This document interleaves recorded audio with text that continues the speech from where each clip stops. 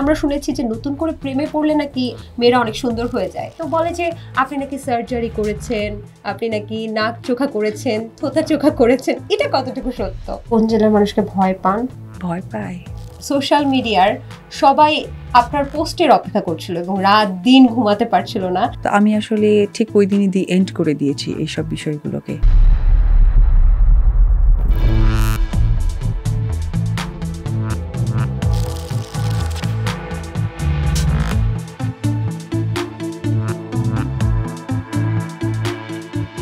Hello and welcome to the star diary. আজকে আমাদের সেটে এমন একজন ব্যক্তি উপস্থিত আছেন যিনি কাজের মাধ্যমে যেমন সবসময় আলোচনায় থাকেন, তেমনি তার জনপ্রিয়তাও সবসময় ওনাকে আলোচনার তুঙ্গে রাখে।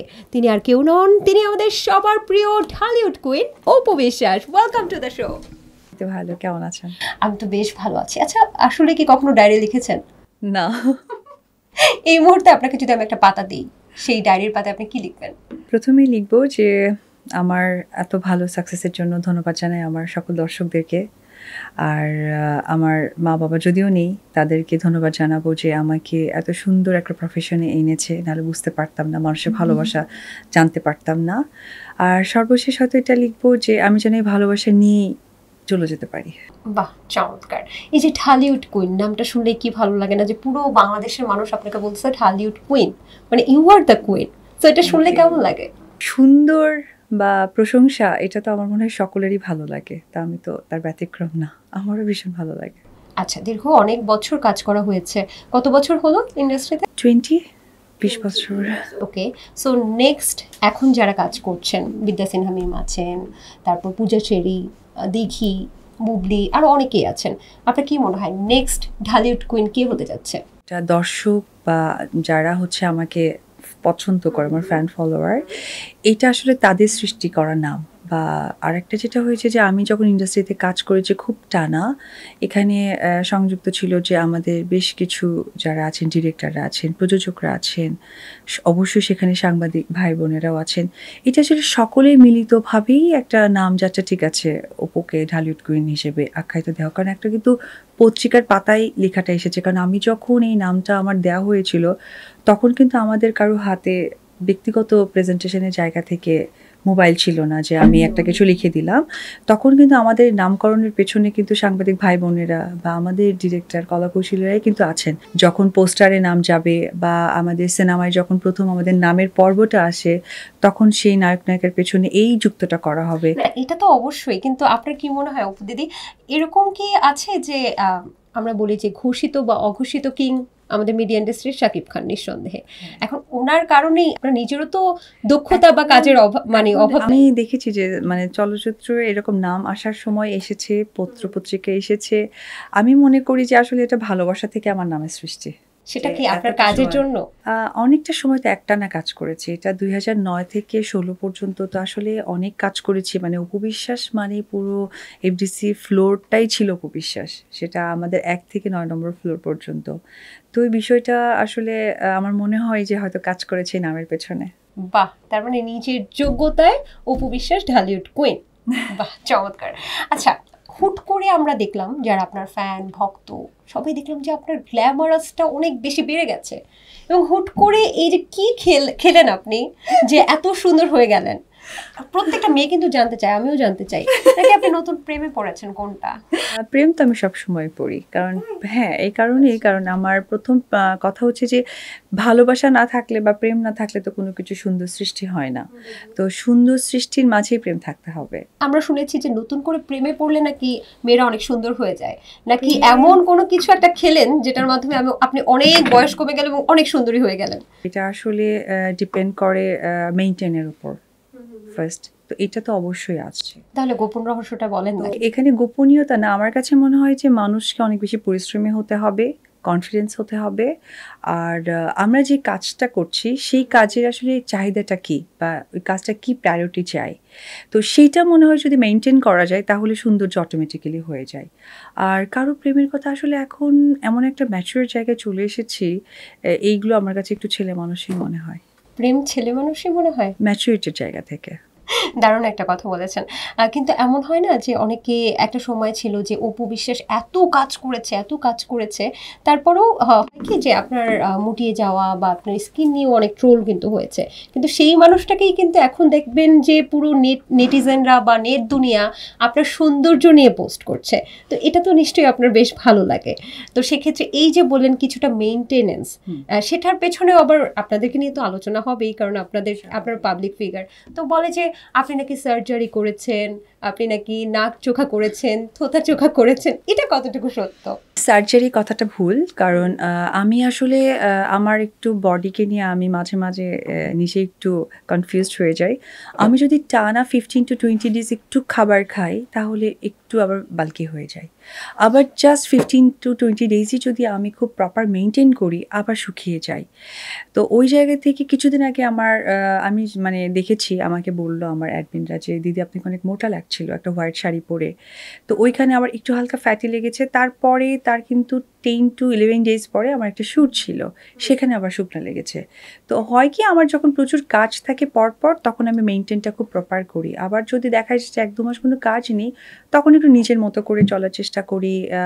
মানুষ তো আর বাঙালি, খেতে তো একটু ইচ্ছে করে, বিশেষ করে ভাত। কিছুদিন খুব বৃষ্টি হচ্ছে না, তো খিচুড়ি তো আমি একটু এটা তো খিচুড়ি একটু খেয়ে ফেললে যেহেতু রাইসের ব্যাপারটা থাকে তখন আবার ওটা গায়ে লেগে যায়। আচ্ছা, খিচুড়ি খেয়ে মাঝে মাঝে মোটা হচ্ছেন Apu Biswas. Okay, but what's your diet chart? Diet chart actually আমি ফার্স্টে যেটা রাখবো সেটি হচ্ছে যে জিম, এটা হচ্ছে কি ডায়েটের ফার্স্ট পার্ট। আর আপনিও বলছিলেন জিমে অনেক বেশি ঘাম ঝরাচ্ছেন, এটা কত ঘন্টা করছেন? খুব বেশি না, কমও না, 3 ঘন্টা প্রতিদিন একদম নিয়ম করে ট্রাই আচ্ছা। করছি। আর ডায়েটটা আসলে এটা আমার মনে হয় যে আমি ক্যামেরায় বলার থেকে ইম্পর্টেন্ট, এক একটা মানুষের মেটাবলিজম এক এক রকম। আমি হতে পারি, আপনি হতে পারেন, বা অন্যান্য হতে পারে। সো এটা আমার মনে হয় যে বেটার নিউট্রিশনের কাছে গেলে যারা ওবেসিটি দেখেন, আমার মনে হয় যে তারা এটা প্রপার প্ল্যানটা দিতে পারবে। এটা আমরা যাবো, কোনো সমস্যা নেই, কিন্তু অপু বিশ্বাস কি খায় এটা সবাই জানতে চায়। এটা কিউরিয়াস থেকে যায়, আসলে সে কি খায় এটাই প্রশ্ন। আপনি কি আমাদের মতো, মানে আপনি তো সাধারণ না, আপনি তো অসাধারণ, আপনি কি আমাদের মতো ভাত খান? আমি আপনার মতোই একটা মেয়ে। অবশ্যই, কিন্তু আপনি পাবলিক ফিগার। আমরা যেমন এক থালা ভাত নিয়ে বসি, আপনি নিশ্চয়ই ভাত খান না। আপনি কি খান তাহলে? না, ভাত তো খেতেই হবে, না হলে কিন্তু আপনি নিউট্রিশন পাবেন না। অ্যান্ড নিউট্রিশনটা না পেলে কিন্তু ব্রেন ডেভেলপ হবে না। তো কয় বেলা প্রত্যেকটা খান? খাবারের মধ্যে এইটা আমার মনে হয় যে খুব ভালো হয় সত্যি নিউট্রিশনের কাছে গেলে। কারণ অপু বিশ্বাস একটা কিছু বলবে, কেউ হয়তো এটা ট্রাই করার পর দেখলো যে তার ফলাফলটা ভালো আসলো না, তখন কিন্তু জিনিসটা ভালো দেখাবে না। সো আমার মনে হয় যে এক একটা মানুষ তার ফিজিক্স অন্যরকম, ফিটনেস অন্যরকম, তার হরমোনিং অন্যরকম। সো ডক্টরের কাছে যাওয়াটাই বেটার, এটা আমি বলবো। ফর মোর ডিটেলস অবশ্যই অপু বিশ্বাস কিন্তু নতুনভাবে একজন ব্যবসায়ী, সো ওনার কাছে যেতে হবে। আচ্ছা, আপনার পার্লারে গেলে কি আমরা দেখা করতে পারবো, আপনার সাথে সেলফি তোলা যাবে? 100% অবশ্যই। পার্লারের সামনে অনেক জনগণ ভিড় করে ফেলছে জাস্ট আপনাকে এক নজর দেখার জন্য, কিন্তু সার্ভিস না নিয়ে চলে যাচ্ছে, এরকম হয়েছে? না, এরকম হয়নি, কারণ আমার পার্লারে বেশ 1.5 বছর হয়ে গেল, যার কারণে যারা আমার ক্লায়েন্ট পার্লারে তারা অনেক বেশি অথেন্টিক এবং তারা আসে, সার্ভিস নেয়। মাঝে মাঝে আমিও যেহেতু যাই, সো ওই জায়গা থেকে দেখা হয়, এই তো। বাহ, চমৎকার। আচ্ছা, কোন জেলার মানুষকে আপনি একদম পছন্দ করেন না? বাংলাদেশের ভাষাভাষীর মানুষ যেখানে আছেন সেখানে সব মানুষকে আমি পছন্দ করি। আর কোন জেলার মানুষকে ভয় পান? ভয় পাই ওরকম ভেবে দেখিনি। এখন ভাবেন তো, চট করে কি আসছে মাথায়? না, ওইভাবে ভেবে দেখিনি, কারণ আমার সমস্ত জায়গায় আমার ফ্যান ফলোয়ার আছে, সো আমি কাউকে ভয় পাই না। আচ্ছা, ওকে, কোয়াইট ইন্টারেস্টিং। এমন হয়েছে আপনি তো শোরুম উদ্বোধন করছেন বিভিন্ন জায়গায়, আমরা দেখছি। আচ্ছা, আনুমানিক কতগুলো শোরুম উদ্বোধন করা হয়েছে আপনার? এটা কিন্তু একটা ভালো কোয়েশ্চেন, আমি এভাবে ভেবে দেখিনি। 100+ হবে, বিকজ আমি আরো বেশি হবে। হ্যাঁ, আই থিঙ্ক আমি ওইভাবে সত্যি দেখিনি, তবে আমার মনে আছে যে আমি একটা কসমেটিক ব্র্যান্ডের সাথে অনেক দিন ছিলাম, ওদেরই তো আমি 55+ করে ফেলেছি। একটা বিজনেস উদ্বোধন, এটা তো সত্যি খুব চমৎকার একটা কাজ। কেমন লাগে? ভালো লাগে, এবং তাদের সাথেও টুকটাক যোগাযোগ হয়, তারা ফিডব্যাকটা দেয়। এবং আমি যখন ওপেনিং করেছি যে ভিডিও ফুটেজগুলো, এখন তো সোশ্যাল মিডিয়ার জায়গা, সো ওইখানে নাকি তারা চালান, ভালো একটা ব্যাক পাই, যেটা তাদের ইচ্ছে শক্তি, ভালো লাগে। চমৎকার চমৎকার। কখনো এরকম হয়েছে যে অকওয়ার্ড কোনো একটা সিচুয়েশনে পড়েছেন শোরুম উদ্বোধন করতে গিয়ে? হয়েছে আপু, অনেক সময় হয়েছে। এমন হয়েছে, এমন যেমন হয়েছিল যে আমি এমন ভিড় হয়েছিল, আমার পায়ের একটা স্যান্ডেল ছিল না। তো আমি তো একটু হিল পরে যাওয়া হয় খুব স্বাভাবিকভাবে। এখন খুব স্বাভাবিক যে আমি একটা পায়ে হিল আছে, একটা পায়ে হিল নেই। এখন ওটা হাঁটতে কতটা প্রবলেম। আবার আমি যদি ওটা খুলে ফেলি, কিছুটা যেহেতু শাড়ি পরা একটা হাইটের ব্যাপারটা থাকে, আর আমরা তো হিল পরেই শাড়ি পরি মেয়েরা। ওখানে অনেকটা ঝামেলা হয়ে গিয়েছে। তারপর খুঁড়িয়ে খুঁড়িয়ে আসছে? তখন আমি নরমালি মানে একদম স্যান্ডেলটা খুলেই ফেলেছি, খালি পায়ে গিয়েছি। পরে আমি ওদেরকে বললাম যে আমার পায়ে স্যান্ডেলটা নেই। তখন বলছে হ্যাঁ আপু কত সাইজ বা কি আমাকে বলেন। তখন আমার পায়ের মাপটা দিয়ে, মানে মাপটা জেনে দেন ওরা স্যান্ডেল এনে দিয়েছে। বাহ চমৎকার। নিঃসন্দেহে শোরুম ওপেনিং মানে একটা বিজনেসকে আপনি ওপেনিং করে দিচ্ছেন এবং তিনি আপনার ব্র্যান্ড ভ্যালুটাকে কাজে লাগিয়ে তিনি বিজনেস করছেন, এটা সত্যিই চমৎকার একটা কাজ। তারপরে অপু বিশ্বাস যেহেতু ঢালিউড কুইন এবং অপু বিশ্বাস যেহেতু সিনেমায় একেবারে মাতিয়ে রেখেছেন সবসময়, মানে এখন পর্যন্ত দর্শকরা, আপনি সিনেমা এখন কম করছেন বাট দর্শকরা কিন্তু অনেক বেশি এখন পর্যন্ত আপনাকে পছন্দ করে।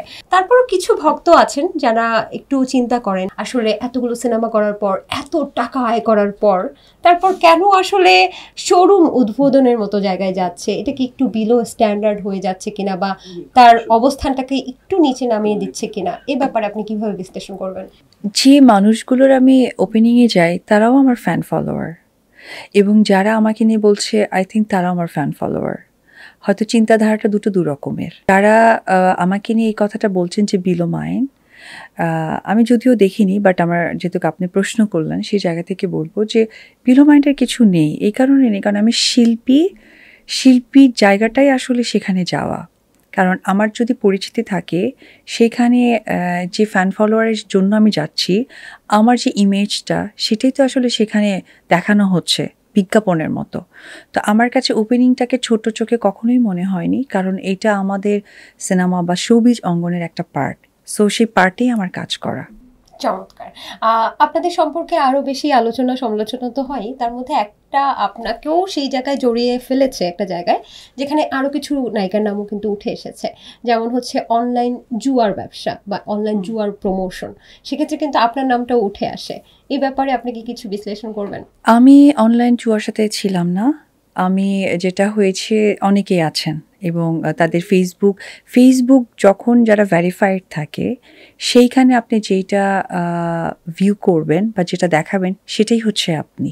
একটা আর্টিস্টের রেজিস্ট্রেশন ফর্ম আমার কাছে মনে হয় যে ফেসবুক। তো ওই ফেসবুকে যেহেতু আমি ওটা পোস্ট দিইনি, সুতরাং ওখানে আমার কোনো যুক্তিসঙ্গত বা ওই রকম কিছু নেই।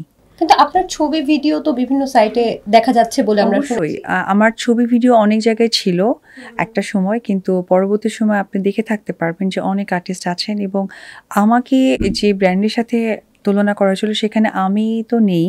এরপরে অনেক আর্টিস্ট ওইখানে এসেছে, আমাদের অনেক পরিচিত ফেস। আপনি কি প্রথমে করেছিলেন? না, আমার করা হয়নি কখনো। তাহলে ওটা কি এআই ছিল? এআই ছিল না, এটা আমার একটা এরকমভাবে কথাটা হয়েছিল যে আমি একটা জাস্ট শুভকামনা জানাবো, কিন্তু শুভকামনাটাকে আসলে অন্যভাবে ব্যবহার করা হয়েছিল। পরে এটা আমি কিছু স্টেপ নিয়েছিলাম তাদের কাছে। এটা আসলে আমার কাছে মনে হয় যে একটু অপব্যবহার করেছিল আমার সরলতার। আচ্ছা আচ্ছা, মানে আপনি জানতেন না ওটা জুয়ার সাইট ছিল? না, এটা আসলে আমাকে বলা হয়েছিল যে একটা শুভেচ্ছা বার্তা দেওয়ার জন্য, মানে হ্যাপি নিউ ইয়ারে দেন আমার দেয়া হয়েছিল। আর আমি কিন্তু স্পেশালি এরকম ছবির ফটোশ্যুটও কিছু একটা করা হয়নি। আমার যে ছবিটাও আমি দেখেছিলাম সেই সময়, সেটা হচ্ছে আমি একটা স্টেজ পারফর্ম করেছিলাম, সেইখানে কিন্তু একটা দাঁড়ানো লেহেঙ্গা ছিল ফিরোজা কালার, তো সেটা দিয়ে করেছিল। পরে আমি তাদের সাথে যোগাযোগ করি যে এরকম মানে কেন করা হচ্ছে, কেন এরকম সরলতার সুযোগটা নেওয়া হচ্ছে, আপনাদের সাথে পেপারস নেই। পরবর্তী এই কথা বা ওদেরকে আমি যখন একটু হার্ড লাইনে কথা বলি, তখন আমার ওইখানে আমাদের নাটকের ব্যক্তিত্বের একজন মডেলকে সেখানে নেওয়া হয়েছিল। এরপর আরও অনেকেই করেছে অন্যান্য ব্যবসাগুলোতে, তাদের নিজস্ব ফেসবুক পেজে তাদের হচ্ছে শুভেচ্ছা বার্তা বা ভিডিও অনেক কিছুই হয়েছে। হ্যাঁ, আমরা অনেকেই সেই তালিকায় কিন্তু দেখেছি, যেমন নুসরাত ফারিয়া, বুবলি বা আরও অনেকের নাম কিন্তু চলে এসেছে। তো তাদের উদ্দেশ্যে আপনি যেহেতু ঢালিউডের একজন বড় নায়িকা এবং বলা যায় যে সিনিয়র, অনেক সিনিয়র তো হয়ে গেছেন আসলে কাজ করতে করতে, কাজের দিক থেকে সিনিয়র, সো আপনার কোনো বার্তা আছে তাদের জন্য? আর্টিস্টরা সবাই অনেক বেশি পরিপক্ক, সুতরাং আমি যতই কাজ করি বা যতটা সময় ধরেই কাজ করি, আমার হয়তো কাজের সংখ্যাটা বেশির জন্য মনে হয় যে অনেক সিনিয়র হয়ে গেছে। যেমন আমরা একসময় সিনেমায় আসা, 7-9 পাশাপাশি। তো ওই জায়গা থেকে আসলে সকলে আমার মতো এত টানা কাজ করেনি, দর্শকদের সাথে এত টানা থাকেনি। তো স্ক্রিনে যতক্ষণ থাকবেন ততক্ষণই আপনার কেরিয়ারটা অনেক লং মনে হবে, যেটা আমার ক্ষেত্রে হয়। তো যে আর্টিস্টদের কথাই বললেন বা যে জুয়ার সাইডটার কথা বললেন, তারা অনেক পরিপক্ক, মেধাবী এবং বুদ্ধিমান। তাদের বুদ্ধির জায়গা থেকে তারা করেছে, সুতরাং এখানে আমার কিছু কারেকশনের কিছু নেই। আচ্ছা, একটা বিষয় সত্যিই প্রশংসনীয় যে সম্প্রতি আপনি একজন গরু ব্যবসায়ী, যিনি হচ্ছেন কোরবানি ঈদে প্রায় 1,23,000 টাকা, আমি যদি ভুল না করে থাকি, জাল নোট পেয়েছিলেন। বাকি মনে 4,000 টাকা শুধু মানে ভালো নোট পেয়েছিলেন। 2,000 টাকা। আচ্ছা, তো এই ব্যক্তিকে আপনি হজ করাতে সহযোগিতা করেছেন এবং আপনি কি পুরো টাকাটাই বিয়ে করেছেন? একদম পাসপোর্ট থেকে শুরু করে ওনার হজে যাওয়ার আগে একটা ট্রেনিং, তারপরে হজ করেছেন এবং সেইখানে গিয়েও তো তার ব্যক্তিগত কিছু খরচ থাকে, সেটাও আমি বেয়ার করেছি। কারণ একটা মানুষকে আমি সেখানে নিয়ে গেলাম বা জাস্ট মানুষ দেখানো করলাম, আমার কাছে মনে হচ্ছে একটি মানুষকেই আমি ঠিকঠাকভাবে সাপোর্ট দিব, পরিপূর্ণ সাপোর্ট দিব। চমৎকার। এটা সত্যি প্রশংসনীয় যে একটা অন্য ধর্মের মানুষ হয়ে আপনি মুসলিম যে রীতিনীতি সেটা মানার জন্য, আমি যদি ভুল না করে থাকি আপনি তো হিন্দু ধর্মের। আচ্ছা, তো এই যে মুসলিম রীতিনীতি মানার জন্য যেভাবে আপনি আসলে সহযোগিতাটা করেছেন, আমার ছেলে তো এটা খুব ভালোভাবে মানেন, সো অবশ্যই আমি রেসপেক্ট করি ধর্মকে। আমি আসলে ধর্মের ভেদাভেদ থেকে মনে করি যে আমরা মানুষ, আর ধর্ম হচ্ছে আমাদের একটা পথ নির্দেশনা দিয়ে দেয়, দ্যাটস ইট। তো জায়গা থেকে আমার মনে হয় যে ভেদাভেদ কথাটা না থাকলেই আমি খুশি হব। চমৎকার। উনি কি আপনাকে কিছু বলেছিলেন যাকে আপনি হজ করালেন? এটা একটা টুইস্ট আছে, এটা ভেরি সুন দেখতে পারবেন কি বলেছেন। আপলোড দিবেন? হ্যাঁ, আমার অ্যাডমিন আপলোড দিবে। একটু জানতে পারি মানে ওনার অভিব্যক্তিটা কি? হ্যাঁ, ওটার জন্য একটু ওয়েট করতেই হবে। সব কিছু কিন্তু এখানে বলা যাবে না। ওকে, আপনি সবসময় সবকিছুতেই ধৈর্য ধরেছেন, এখনো দেখতে পাচ্ছি যে আপনি সবসময় মানে ধৈর্যের দিক থেকে উপবিশ্বাস সেরা, এটা বলা যায়। কিন্তু এখন আপনার ভক্তরা মনে করছে কোথায় যেন উপবিশ্বাস হাল ছেড়ে দিয়েছে। যদি আমি একটু, আপনি অনুমতি দিলাম, একটু বিশ্লেষণ করতে চাই। যেমন সম্প্রতি আসলে সোশ্যাল মিডিয়ার সবাই আপনার পোস্টের অপেক্ষা করছিল এবং রাত দিন ঘুমাতে পারছিল না যে আর 4 ঘন্টা বাদে উপবিশ্বাস পোস্ট দিলে থাকবো নালে ঘুমায় যাব। এবং সবাই একটু পরপর, আমি নিজেও সার্চ করছিলাম অপু বিশ্বাস পোস্ট দিয়েছে না দেয়নি। এবং সবার পোস্টগুলো আপনি দেখেছেন। আপনি কি লুকিয়ে লুকিয়ে ফেসবুক তখন ইউজ করতেন? আমি কাজের ব্যস্ততায় বলতে পারেন, ওটার কারণে আমি প্রায় 1.5 মাস বলতে পারেন, লাস্ট 1.5 মাস আমি একটু ফেসবুকে একদমই নেই। কারণ আমার কাছে মনে হয় যে যখন এসএসসি পরীক্ষার আগে খুব বেশি বান্ধবী বা আত্মীয় স্বজনদের বাসায় ঘুরতে যাওয়াটা একটু বাধাগ্রস্ত মনে হয়, যখন একটা টার্ম আসে যে আমাকে অনেক কাজ করতে হবে এবং সেটা প্রতিষ্ঠিত হতে হবে, তখন মনে হয় যে ফেসবুকটা ইউজ করাটা আসলে বান্ধবীদের কাতারে বা আত্মীয় স্বজনের বাসায় খেতে যাওয়ার মতো মনে হয়। আচ্ছা, তো কথাটা এসেছে এরকম যে উপবিশ্বাস আপু আপনার কাছে কিন্তু সবাই আপনাকে সার্চ করতেছে। ফেসবুকে নেই বিধায় পোস্টের বিষয়টা আসে না। আর কি হয়েছিল সেই সময় ওটা আমি দ্যাট মোমেন্টে আমি দেখিও নি, পরে আমার অ্যাডমিনরা কিছু পাঠিয়েছিল। আমার এগুলো আসলে ওইরকম আহামরি কোনো ইয়ে লাগে না। কিন্তু যাদের এরকম রাত দিন এখন পর্যন্ত ঘুম হচ্ছে না তাদের উদ্দেশ্যে কিছু বলেন ভক্তরা? 15ই জুন আমি একটা পোস্ট দিয়েছিলাম, কারণ আমি এখানে কাজ করতে এসেছি, মানে কোনো কিছু নিয়ে অভদ্রতা হোক বা আমার ব্যক্তিত্বের বাইরে চলে যাক সেটা আমি করতে আসিনি।